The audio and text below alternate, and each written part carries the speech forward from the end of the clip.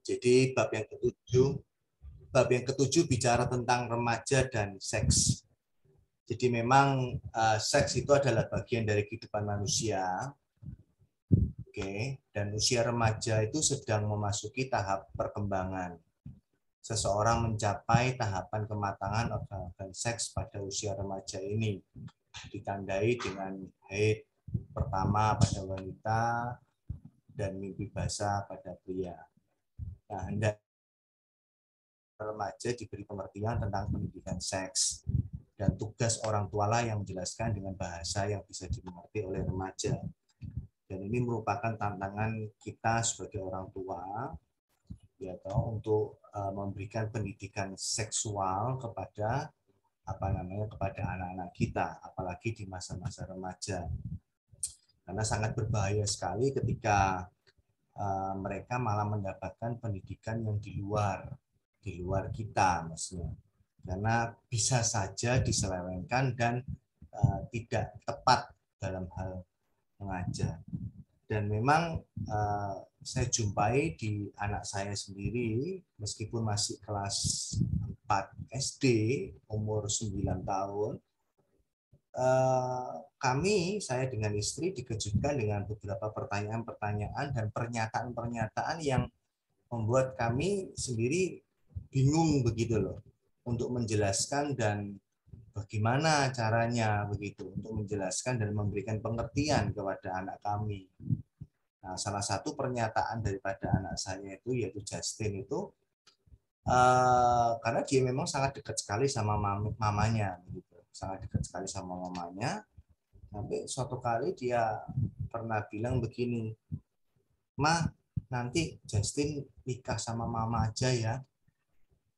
Nah, itu pernyataan-pernyataan yang membuat terus terang ketika saya dengar ketika dia bilang gitu, ya agak geli gimana. Cuman ya kita orang tua menjelaskan bahwa tidak bisa seperti itu, dengan bahasa yang sebisa mungkin dijelaskan kepada kita orang tua kepada anak-anak dan bisa dimengerti oleh anak-anak begitu. Dan beberapa hari yang lalu tiba-tiba ada sebuah pertanyaan daripada si Justin kepada mamanya, "Ma, kapan Justin boleh berpacaran?"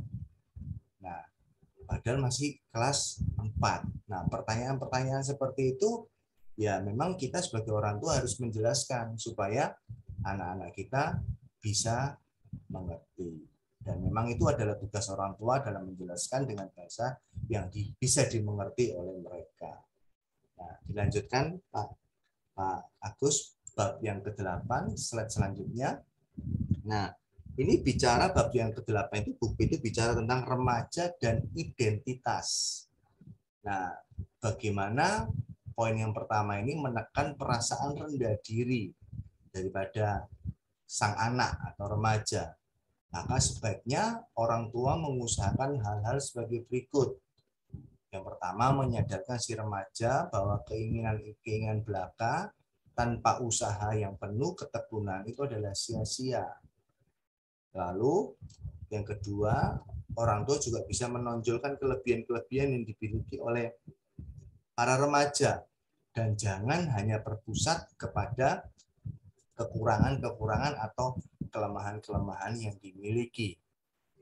Nah, saya selesaikan dulu aja penjelasannya, saya kasih contoh. Lalu yang kedua, slide berikutnya Pak Agus, sifat agresif pada para remaja. Nah, sebenarnya sifat agresif para remaja ini muncul bila remaja tersebut ada tantangan atau halangan yang mengakibatkan ada sebuah gangguan-gangguan pada keinginan-keinginan si remaja, atau remaja menjadi agresif apabila ada sesuatu yang menghalangi kemauannya.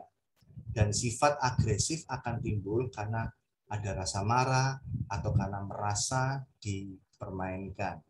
Selanjutnya di bab ini, poin yang ketiga, slide selanjutnya, ada rasa bersaing pada para remaja.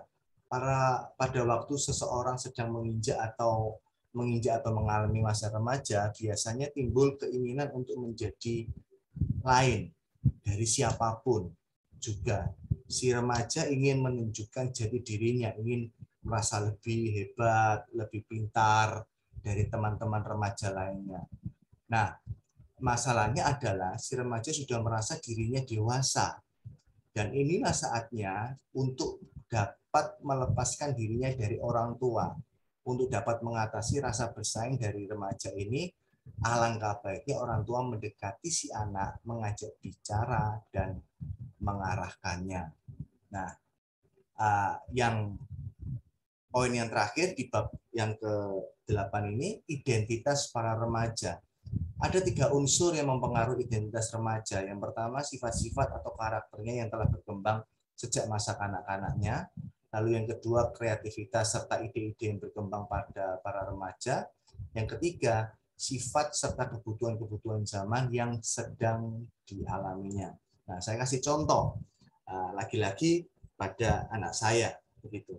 Nah, saya tadi bilang sempat di bab yang sebelumnya, bab yang ke-7, bahwa anak saya itu dekat sekali sama mamanya. Cuman anehnya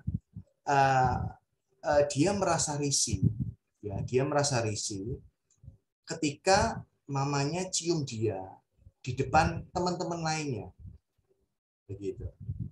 Dia merasa aku sudah gede, nggak perlulah pakai cium-cium segala, apalagi di depan teman-temannya. Ya, sesuatu yang memang benar kata buku ini, gitu loh, bahwa masa remaja itu padahal dia bukan remaja, masih anak-anak, masih usia 9 tahun. Cuman dia sudah merasa bahwa dirinya sudah besar gitu. Sudah gede dan enggak mau gitu pakai acara cium-ciuman apalagi di depan teman-temannya begitu. Ya beda kalau sendirian, enggak ada siapa-siapa, dia enggak akan malu begitu. Tapi kalau di depan teman-temannya lain, dia akan merasa malu, dia enggak mau seperti itu.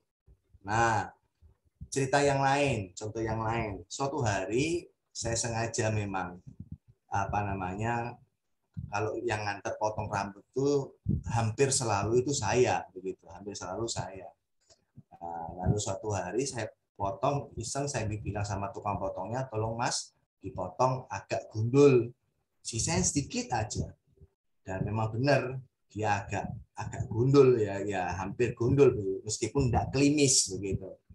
Nah, ternyata apa yang saya lakukan ini membuat dia merasa malu begitu dengan potongan yang baru itu begitu. Sampai akhirnya ketika sampai rumah, mamanya juga merasa kurang nyaman dengan potongan anak tersebut. Istilahnya dia merasa dibela ya atau anak ini gitu, dan yang salah adalah saya begitu.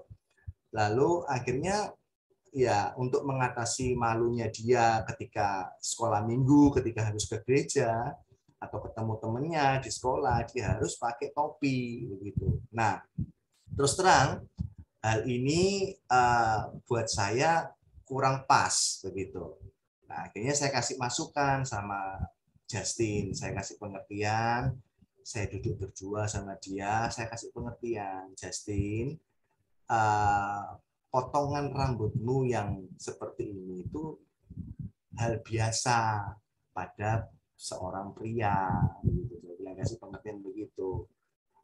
Sesuatu yang biasa, sesuatu yang aneh ketika seorang wanita potongannya seperti ini. Saya kasih pengertian begitu. Tetapi kalau seorang pria potongan seperti ini, tidak apa-apa. Kamu tidak perlu malu begitu. Ini potongan yang wajar, yang normal. Ya, pengertian-pengertian itu ya berusaha saya tanamkan kepada anak saya. Dan ya dia mengerti. Cuman memang dipotong rambut berikutnya akhirnya saya tidak memaksakan kembali potongan rambut yang hampir gundul itu kepada anak saya. Karena memang dia mungkin merasa kurang nyaman, tetap apa seperti apa itu ya memang nggak perlu saya paksakan akan seperti itu.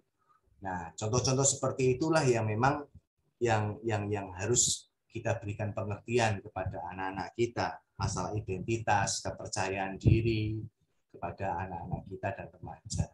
Nah, bab yang terakhir, bab yang ke-9. Bicara tentang hukum dan sosialisasi. Hukum merupakan salah satu jenis kaidah yang menjadi salah satu bagian penting dalam proses sosialisasi. Oleh karena hukum harus diajarkan agar warga masyarakat mengetahui, memahami, menghargai, serta mentaatinya. Disiplin itu biasanya dikaitkan dengan keadaan yang tertib, artinya suatu keadaan di mana perilaku seseorang mengikuti pola-pola tertentu yang telah ditetapkan terlebih dahulu.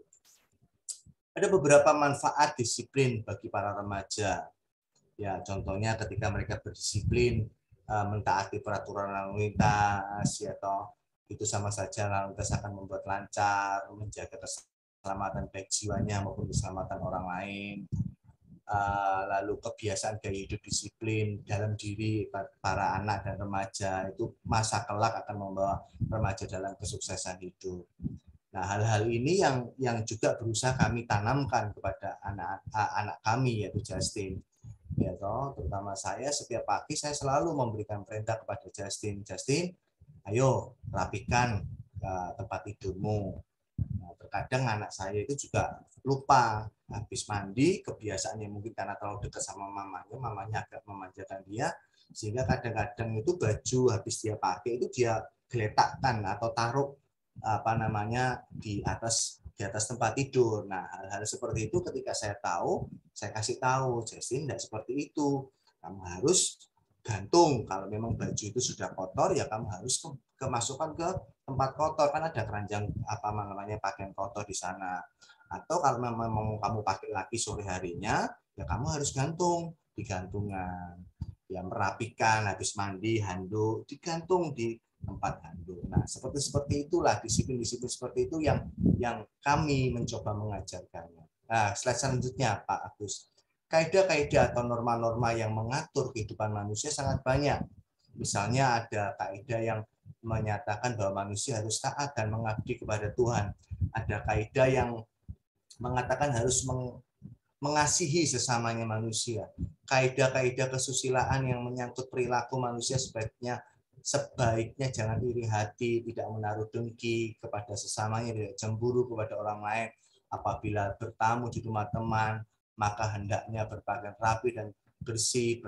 Bertemu dengan orang lain harus memberi salam. Ini adalah bagian dari kaidah kesopanan. Dan memang kita sebagai orang tua harus mengajarkan sejak dini kepada anak-anak kita untuk setiap kali kalau ada orang sudah memberi bantuan kepada kita, kita harus mengatakan terima kasih. Saya menjadi marah sekali ketika saya tahu di depan saya anak saya diberikan sesuatu oleh orang lain dan tidak bilang terima kasih. Nah, hal-hal seperti itu. Lalu yang kedua, kalau memang ada salah, jangan sungkan-sungkan, jangan malu untuk kamu berkata minta maaf, say sorry kepada orang itu karena kamu sudah melakukan.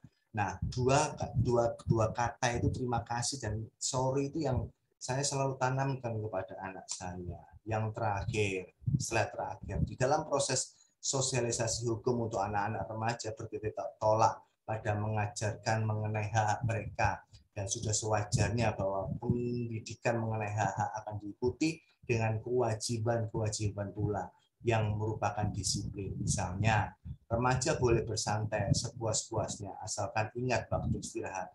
Mereka juga boleh makan sepuasnya asalkan ingat pada orang lain. Nah, contoh yang terakhir, saya dengan istri punya punya peraturan buat anak saya. Boleh pegang HP, boleh main HP, boleh main game hanya di hari Sabtu dan Minggu. Dan itu pun di hari Sabtu dan Minggu itu tidak bisa sebebasnya dari pagi sampai siang, sampai sore, sampai malam. Kami tetap akan batasi meskipun kami sudah kasih kebebasan di hari Sabtu dan Minggu, kami tetap akan kasih batasan. Pagi 2 jam, sore 1 jam, malam 1 jam. Tidak boleh lebih daripada itu. Ya, kira-kira begitulah presentasi dari saya bab 7 sampai bab 9 dan juga dari kami kelompok yang pertama. Tuhan Yesus memberkati.